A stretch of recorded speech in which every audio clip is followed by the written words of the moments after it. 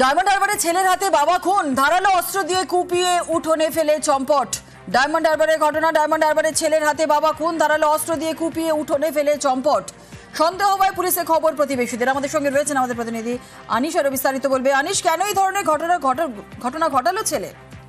একেবারেই দেখো, গতকাল রাতেই ডায়মন্ড হারবার থানার যে সুখদেবপুর এলাকা রয়েছে সেই গ্রামেই এক ব্যক্তিকে তার নিজের ছেলে কুপিয়ে খুন করে, এমনটাই অভিযোগ। এবং যেটা পুলিশ সূত্রে জানা যাচ্ছে যে নিহত ব্যক্তি হরেন্দ্রনাথ বৈদ্য এবং তার ছেলে সুপ্রিয় বৈদ্য। এলাকার বাসিন্দারা যেটা জানাচ্ছেন যে দীর্ঘদিন ধরে তার বাবার কাছেই নেশার জন্য টাকা চাইতো, কিন্তু গতকালও সেভাবেই সুপ্রিয় তার বাবার কাছে নেশার টাকা চায়, কিন্তু তার বাবা দিতে অস্বীকার করায় বচসা শুরু হয়। এরপরেই একেবারেই ধারালো অস্ত্র দিয়ে বাবাকে কুপিয়ে ফেলে। যেহেতু এবং প্রতিবেশীরা জানাচ্ছেন যেহেতু বাড়িতেই বাবা ছেলে একাই থাকতো, ফলে কেউ কোনো কিছু টের পায়নি। বেশ কিছুক্ষণ পরে সন্দেহ হওয়াতে প্রতিবেশীরা গিয়ে দেখেন যে রক্তাক্ত অবস্থায় হরেন্দ্রনাথ বৈদ্য বাড়িতে লুটিয়ে পড়ে রয়েছে। এরপরেই পুলিশকে খবর দিলে ঘটনাস্থলে পুলিশ রক্তাক্ত অবস্থায় হরেন্দ্রনাথ বৈদ্যকে উদ্ধার করে এবং ডায়মন্ড হারবার মেডিকেল কলেজ হাসপাতালে নিয়ে যায়। সেখানে চিকিৎসকরা তাকে মৃত বলে জানায়। অন্যদিকে অভিযুক্ত যে ছেলে রয়েছে সুপ্রিয় বৈদ্য, তাকে পুলিশ গ্রেপ্তার করেছে। তবে নেশার টাকা চাওয়াতেই যার জেরেই কিন্তু এই বচসার জেরেই বাবাকে কুপিয়ে খুন করেছে বলে এমনটাই কিন্তু অভিযোগ করা হয়েছে। ধন্যবাদ। আজ চালু হচ্ছে পূর্ব রেলের প্রথম এসি লোকাল। শিয়ালদা থেকে রানাঘাট রুটে চালু হচ্ছে এসি লোকাল। আজ শিয়ালদায় এসি লোকালের উদ্বোধন, আর আগামীকাল থেকে নিয়মিত ওই রুটেই চলবে এসি লোকাল। প্রতি কোচে থাকবে সিসি ক্যামেরা, আর ট্রেনের দুটি কোচ মহিলাদের জন্য সংরক্ষিত থাকছে। ট্রেনের ন্যূনতম ভাড়া 35 টাকা, সর্বোচ্চ ভাড়া 120 টাকা। পূর্ব ভারতে এটা প্রথম এসি ট্রেন, ভেস্টিবিউল কানেক্টেড। আপনি দেখছেন এসি, প্রত্যেকটা কোচে মোটামুটি 30 টন এসি লাগানো আছে। ভাড়া অতি সামান্য। এখানে পার ডে খরচা হচ্ছে 120 টাকা, মান্থলি অবশ্যই আরও কম। আর একটা সুবিধা হচ্ছে এই ট্রেনের জন্য শিয়ালদা ডিভিশনে apart from monthly ticket, weekly এমনকি ফর্টনাইটলি টিকিটেরও ব্যবস্থা আছে। কত আসন্ন যে 1120-26 সেটপ, দুটো এন্ড বগি, সেটা মহিলাদের জন্য। দুদিকেই সেকেন্ড লাস্ট, দ্বিতীয় বগিটা 6টা 12টা সিট আছে, সেটা দিব্যাঙ্গজন এবং সিনিয়র সিটিজের জন্য সংরক্ষিত। এসি ইএমইউ লোকাল, হ্যাঁ এসি ইএমইউ লোকাল চালু হবে রানাঘাট থেকে শিয়ালদা, শিয়ালদা থেকে রানাঘাট এই রুটে। তারই একেবারে প্রস্তুতি শেষ, শুধুমাত্র গাড়ি ট্র্যাকে উঠে দৌড়ানোর অপেক্ষা। একেবারে অত্যাধুনিক এই ট্রেন তৈরি করা হয়েছে, কোচগুলো রেলগুলো তৈরি করা হয়েছে। এই যে কেউ যদি মনে হয় কোনো যাত্রীর তার সাথে ইমার্জেন্সি কথা বলতে হবে, ইমার্জেন্সি টক ব্যাক ইউনিট গার্ডের সাথে কথা বলতে পারবে। রয়েছে সিসি ক্যামেরা, যাতে নিরাপত্তা সম্পূর্ণ দিকটা দেখা হয়েছে।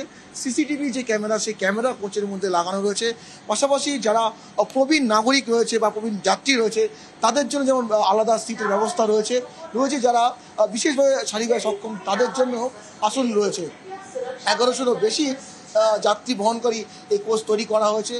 12 কোচের এই ট্রেন চলবে শিয়ালদা রানাঘাট, রানাঘাট শিয়ালদা রুটে। শুধু সময়ের অপেক্ষা রয়েছে এই ট্রেন ছোটার। ক্যামেরা দীপঙ্কর মল্লিকের সাথে রঞ্জিত সরকার, নিউজ 18 বাংলা, রানাঘাট। নকশালবাড়িতে পাহাড়ি ঝোড়ার বুকে নির্মাণ, সরকারি জমিতে প্লট করে বিক্রির ছক। স্থানীয়দের অভিযোগ পঞ্চায়েতে, পদক্ষেপ পঞ্চায়েত এবং পঞ্চায়েত সমিতির। শিলিগুড়ির নকশালবাড়ি, এখানকার হাড়িয়া মোড়ের পাশ দিয়ে বয়ে গিয়েছে পাহাড়ি ঝোড়া। এই ঝোড়ার পাশেই রয়েছে কয়েক বিঘা সরকারি জমি। পানিঘাটা মোড় বাগডোগরা রাজ্য সড়কের কাছে। অভিযোগ, এই সরকারি জমিতে প্লট করে তা বিক্রির ছক কষছে জমি মাফিয়ারা। বিক্রি করতে পারলেই চড়া দাম।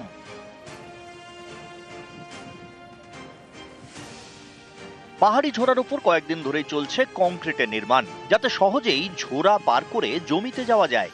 স্থানীয়দের থেকে এই অভিযোগ শুনে শনিবার হাড়িয়া মোড়ে যান সরকারি প্রতিনিধিরা। এবং আমরা ল্যান্ড ডিপার্টমেন্ট থেকে তথ্য চাইব, জমির স্ট্যাটাস কী আছে, কতটা কি আমাদের গভর্নমেন্টের জমি আছে, এবং সেই রিপোর্ট পাওয়ার পরে আমরা পরবর্তী পদক্ষেপ নিব।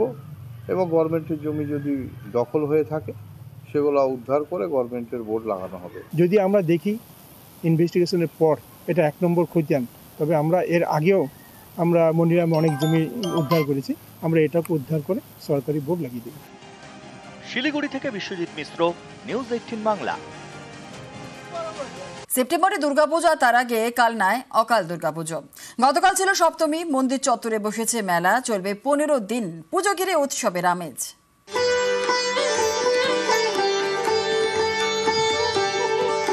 নানা রঙের আলো, বসেছে মেলা, সেজে উঠেছে মন্দির। দুর্গাপুজোর আগেই দুর্গাপুজোর আমেজ। কালনায় মহিষ মর্দিনী পুজো। আমরা আনন্দ করি, আমাদের খুব ভালো লাগে এবং সবাই এখানে মিলিত হয়। আমাদের অনেক পুরনো বন্ধু বান্ধবের সঙ্গে এখানে দেখা হয়। এইরকম পুজোর অপেক্ষায় আমরা অনেক দিন ধরে আশা করে থাকি। পূর্ব বর্ধমানের কালনা, এখানেই প্রায় 200 বছরেরও বেশি পুরনো মহিষমর্দিনী পুজো। কথিত রয়েছে ভাগীরথীতে কালনায় ভেসে আসে কাঠামো, স্বপ্নাদেশে শুরু হয় পুজো, একেবারে দুর্গাপুজোর মতো। প্রথমে ছিল হোগলা পাতার ছাউনি, পরে মন্দির তৈরি হয়। এই পুজোয় শনিবার সপ্তমী, দশমীতে বিসর্জন। মন্দিরে পুণ্যার্থীদের ভিড়, বাইরে বসেছে মেলা। 15 দিন ধরে চলবে এই পুজো ঘিরে জমজমাট কালনা শহর। ওনার সমস্ত সব কিছু জিনিসের জন্য এই পুজো আমরা পালন করি এবং কালনাবাসী যে আমরা সবাই গর্বিত।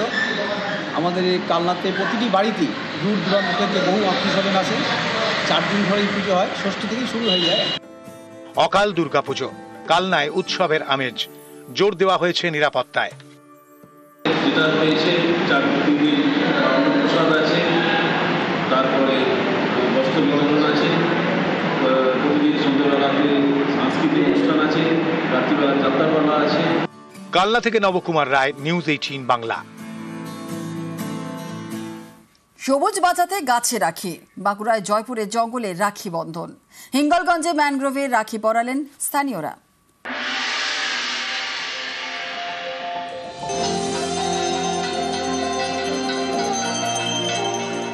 রাখি বন্ধনের উৎসব। রাখি বলে আয় আরো বেঁধে বেঁধে থাকি, প্রাণে রাখি, হাতে রাখি, ম্যানগ্রোভে রাখি। বারবার ঝড়ের সামনে প্রাকৃতিক ঢাল হিসেবে দাঁড়ায় সুন্দরবনের ম্যানগ্রোভ। সুন্দরবনকে ভালো রাখে ম্যানগ্রোভ, তাই ম্যানগ্রোভে রাখি। উত্তর 24 পরগনার হিঙ্গলগঞ্জ, এখানকার বরুণহাটে ম্যানগ্রোভে রাখি পরালেন স্থানীয়রা। তোমরা ম্যানগ্রোভ বাঁচানোরই একটা বার্তা দিলাম, যাতে আমরা কারণ ম্যানগ্রোভ বাঁচলেই তো আমাদের এই বাঁধ বাঁচবে, আমাদের গ্রাম বাঁচবে। সেই জন্যই আমরা আজকে ম্যানগ্রোভকে গাছ রাখি পরিয়ে সম্বন্ধ জানাম যে আমাদেরকে ম্যানগ্রোভ বাঁচাতে হবে। ম্যানগ্রোভ বাঁচালেই আমাদের বাঁধ বাঁচবে, গ্রাম বাঁচবে। নদীর ধারে এই গাছগুলো ম্যানগ্রোভকে বাঁচিয়ে আমরা বাঁচতে পারি। ম্যানগ্রোভকে ওই জন্য সেই উপলক্ষে আমরা রাখি পরিয়েছি। আর একটি গাছ একটি প্রাণ, আমরা সবাই জানি, সেই কারণে ম্যানগ্রোভকে রাখি পরানো।